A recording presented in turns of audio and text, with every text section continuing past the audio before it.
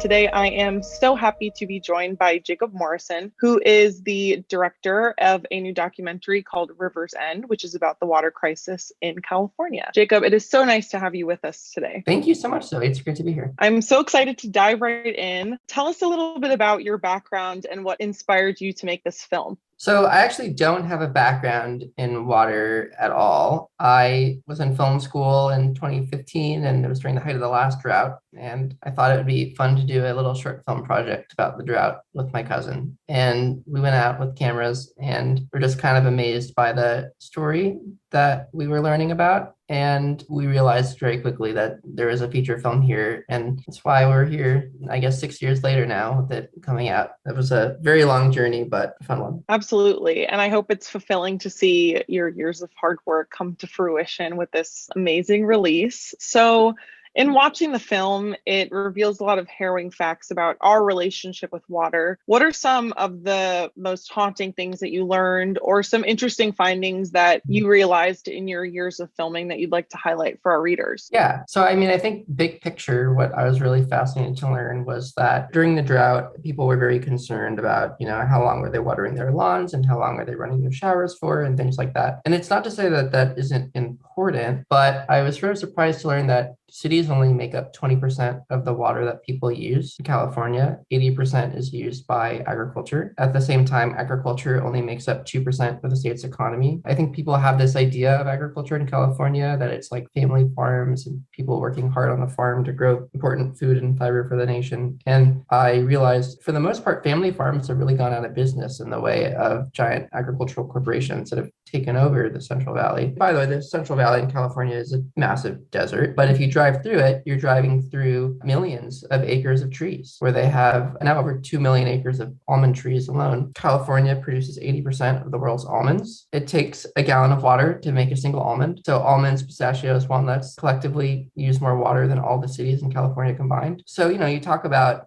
making a difference. And it's just kind of a drop in the bucket compared to these big industries. Another unfortunate thing is that these industries aren't putting a lot of money back into the communities in the Central Valley. Central Valley communities are among the poorest congressional districts in the United States, but the farm owners are oftentimes millionaires and sometimes billionaires that live in Beverly Hills and other places. So they don't put their tax money back into these communities. It's a big problem. And I don't mean to sort of demonize agriculture. It's obviously completely important, but it's just grown to a size that's unsustainable. Mm-hmm. And is really pushing the limits of what can be done, and now we're seeing this fish species headed towards extinction. The salmon fishing industry is being decimated. That's sort of the big picture that I know it's a lot, but that's why I was so, felt like I had to tell a story, because that's just not what I had gathered from hearing about drought and mandatory water cutbacks. Yeah, absolutely. And it definitely makes sense because, we're finding out more and more that it is a small percentage of large companies that are creating the majority of these problems. It's the same with energy consumption and pollution. And still the messaging is that people should be turning their lights off. They should be taking shorter showers. But really, as much as we can do collectively, it's hardly going to make a dent in what these larger corporations are doing. So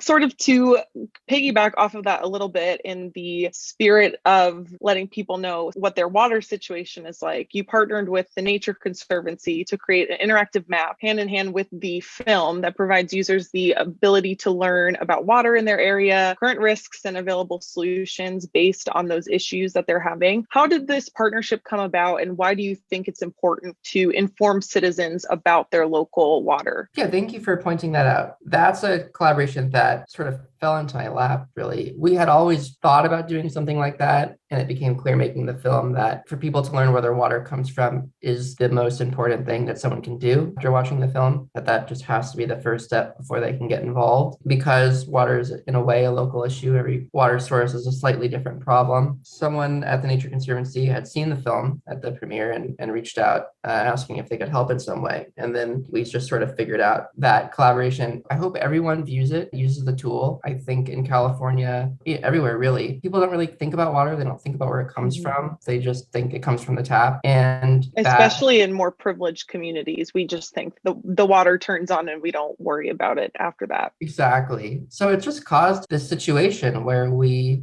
don't care enough. And so the only people who are really being loud about water are people in agriculture or people like in the environmental working group, which, as you would know, is small minority people. And so it's just not a loud enough counterbalance to agriculture. I very much hope people go to that tool. Yeah, I found it really interesting. It's not something that I've ever explored in my area. I live right outside DC, and I've always been the type of person to think the water comes on. So why should I think about it? It's safe to drink, but a lot of other people don't have that same privilege. Yeah, as was I think, and as are most people. And sort of to go back to what you were talking about before, about how a lot of these farms are owned by millionaires and billionaires who live in Beverly Hills and that they don't give a lot back to the community. There's a lot of stories in California and the West regarding indigenous water rights and the rights of different farmers. And I would love to know more about your opinions on the intersectionality of the way these water shortages play out in the United States and beyond. Is there a way that we can balance conservation and clean energy resource extraction while listening to these voices? Yeah, well, I mean, in California, Native voices, tribal voices are often some of the best advocates of the environment. They were here first, of course. And, in the story that we tell in the film of the Owens Valley, most people think of that as a story where LA went and took water from these farmers and ranchers who had been there first. But really, those farmers and ranchers had taken the water from these Native Americans who had been there first. I mean, I'm just always very inspired by the way that they live with nature. And there's tribes in Northern California that talk about how the decimation of Chinook salmon is for them a cultural genocide,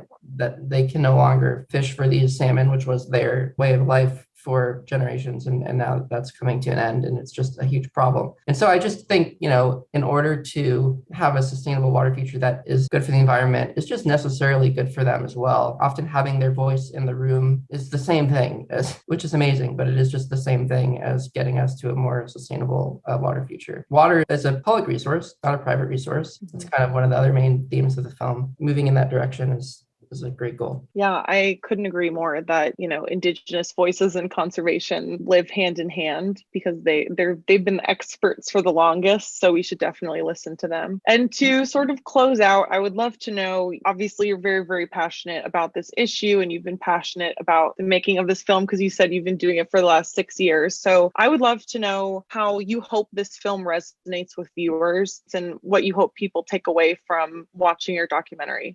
First of all, I should say it's really not a California problem. I focus on California because I see it as sort of the front lines of these issues in many ways. And I also think California is unique in that it just has incredible resources. It has amazing universities and amazing industries. And they're sixth largest, or maybe even fifth largest now economy in the world, just as the state. My sense is if California can't solve these problems, how are some other places around the world going to solve it? I think no matter where you live, you need to learn where your water comes from and recognize that climate change is going to make dry places even drier. Even places that have minor water issues are going to see those issues become much more profound in the future. And also, water is going to become, it's going to be because of war.